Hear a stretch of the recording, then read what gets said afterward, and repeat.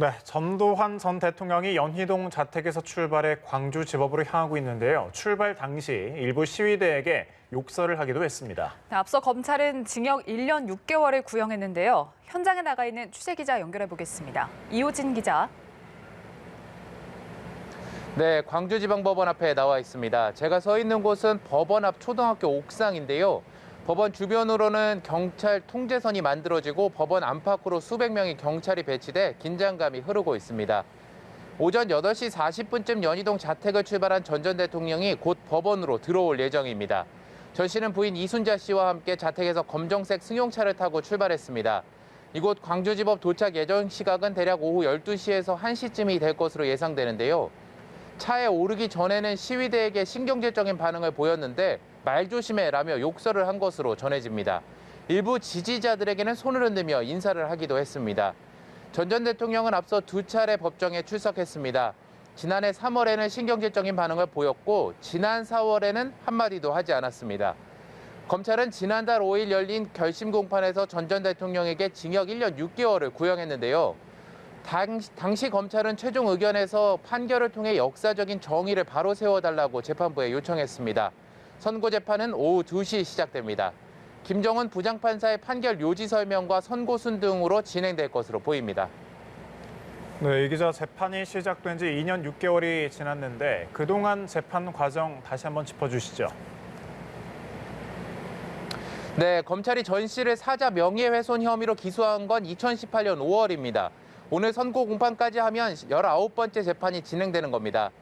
발단은 전 전 대통령이 2017년 4월 펴낸 회고록입니다. 전 씨는 회고록 1권 혼돈의 시대에서 5.18을 폭동으로 규정하고 헬기 사격을 부정했습니다. 또 헬기 사격을 증언한 고 조비오 신부를 향해 신부라는 말이 무색한 파렴치한 거짓말쟁이라고 비난한 부분이 문제가 됐습니다. 5월 단체와 조비오 신부 유족 측은 전 전 대통령을 고소한 겁니다.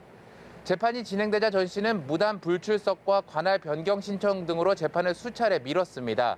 이러는 사이 골프와 12.12 기념 만찬으로 국민적 공분을 일으켰는데요. 그리고 작년에 법원이 강제 구인장을 발부하고 나서야 법정의 모습을 드러냈습니다. 네, 그렇다면 이번 재판의 쟁점은 뭔가요?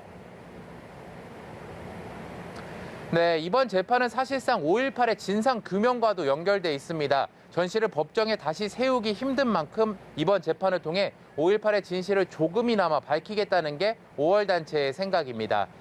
사건의 가장 큰 쟁점은 5.18 당시 헬기 사격의 실체입니다. 검찰은 5.18 당시 헬기 사격이 있었다고 강하게 주장하고 있습니다.